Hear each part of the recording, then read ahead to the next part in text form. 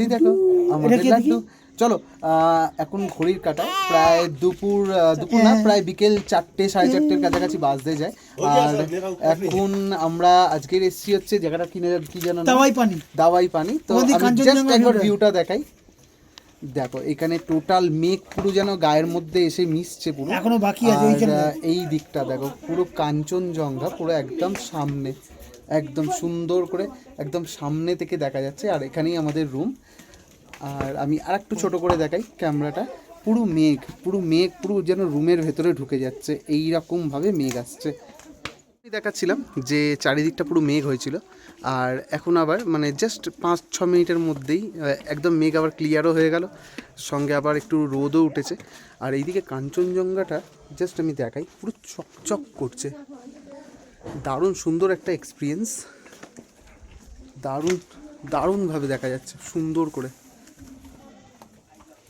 পুরো দেখা যাচ্ছে ক্লিয়ার। হোমস্টেতে যখন ঢুকলাম তখন তো দেখালাম যে কাঞ্চনজঙ্ঘার ভিউটা কিরম যাচ্ছে। তো এখন জাস্ট একবার ঘুরিয়ে দেখাই। দেখো দেখো পুরো মানে এখন জাস্ট যেহেতু সানসেট হচ্ছে, তো পুরো কাঞ্চনজঙ্ঘাটা এরকম লাল কালারের হয়ে গেছে। আমি আর একটু সামনে থেকে দেখাতে পাচ্ছি কিনা জানি না কতটা।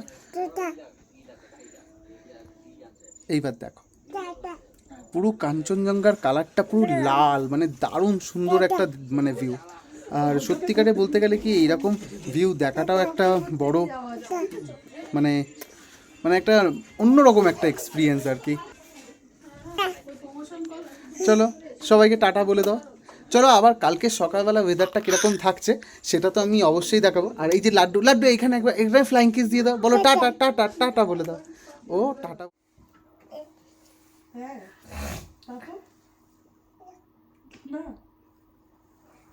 খাবারটা ভালো ছিল, খাবারটা ভালো ছিল, নিমা ভালো ছিল, একদম বাজে ছিল, তাই তো?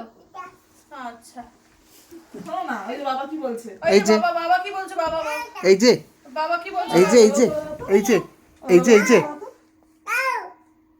খাবারটা ভালো ছিল, খাবারটা ভালো ছিল না? কি গো খাবারটা ভালো ছিল? সিরিয়াসলি কি সব বলছে? আচ্ছা হ্যাঁ হ্যাঁ হ্যাঁ ঠিক আছে।